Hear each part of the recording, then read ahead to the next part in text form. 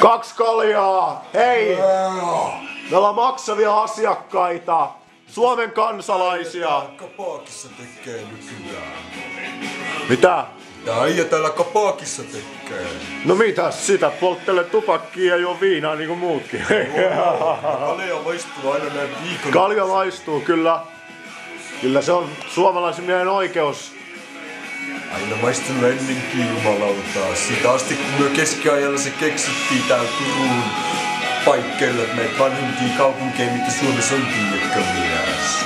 Vähän niinku velvollisuuskin miehen juua, se on, pysyy lepposampana ja Kyllä vai, kyllä tulee vähemmän itsemurhia. Mä sanon, että se on kusetusta, että sanotaan, että kalja tekee väkivaltaiseksi, mutta mie en usko sitä. Tekee väkivaltaiseksi ihmisiä. Niin. Jos ne riehuu, niin ne ei jos saanut siinä tarpeeksi kaljaa, koska jos ne olisi lyönyt tarpeeksi kaljaa, niin ne ei tule enää nousisi tuosta.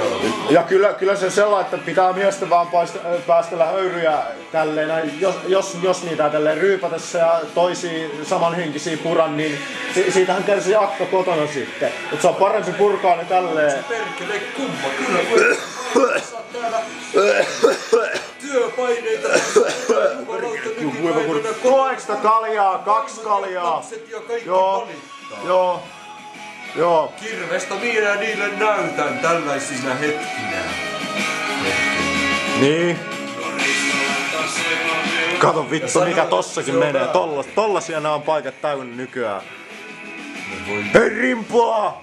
Hei Rimpula! Se on vittu sitä nykytaidetta, jos meillä olisi perussuomalaiset eduskunnassa, niin ei perkele kateltaisi enää tällaisia. Ei niin. Sitten olisi taidetta taas. Siinä on Timo Soini, siinä on semmonen mies mihin mä luotan. Ja Toni Halme oli toinen.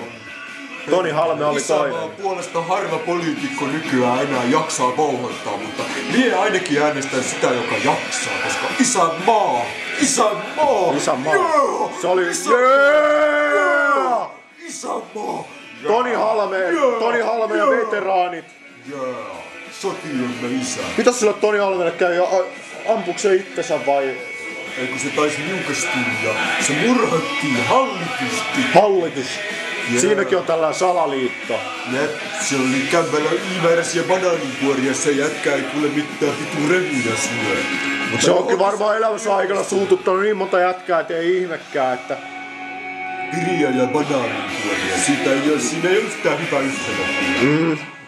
Ei kukaan tervejärkinen mies pitäisi niitä saman kodin talon alla.